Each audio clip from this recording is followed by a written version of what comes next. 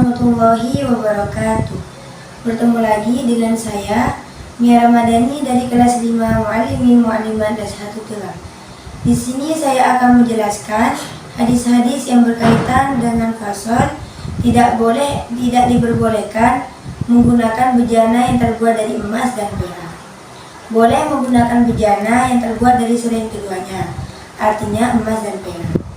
Menggunakan bejana yang terbuat dari perak dan emas untuk makan ataupun minum dan sebagainya tidak diperbolehkan, dikarenakan adanya larangan dan mengandung unsur kesombongan kecuali dalam keadaan terdesak. Misalnya, ketika mendapatkan rekomendasi dari dokter bahwasanya penglihatan matanya tidak akan jelas kecuali pengoles celak mata dari emas dan perak, maka hukumnya boleh. Begitu juga hukumnya haram menggunakan bejana yang disepuh dengan emas dan perak apabila dari penyepuhan tersebut menghasilkan sesuatu jika dipanaskan dengan api, seperti yang telah disabdakan oleh Rasulullah SAW. Qala Rasulullah SAW, "Wala tashrabu fi anyati adh-dhahabi wal fiddati wala ta'kulu fi sihafiha fa innaha lahum fid dunya wa lana fil akhirati."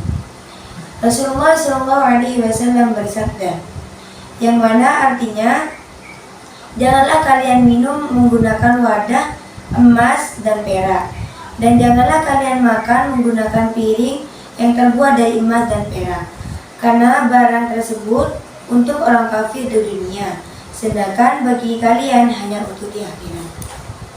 Diperbolehkan menggunakan bejana yang terbuat dari material yang berharga selain emas dan perak, seperti permata yakut, karena tidak adanya larangan, juga dirasa tidak berlebihan dan tidak menampakkan kesombongan, karena hanya orang tertentu saja yang mengetahui barang mahal tersebut.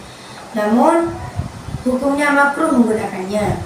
Haram hukumnya menambal bejana dengan tambalan perak yang besar menurut kebiasaan secara umum untuk tujuan hiasan.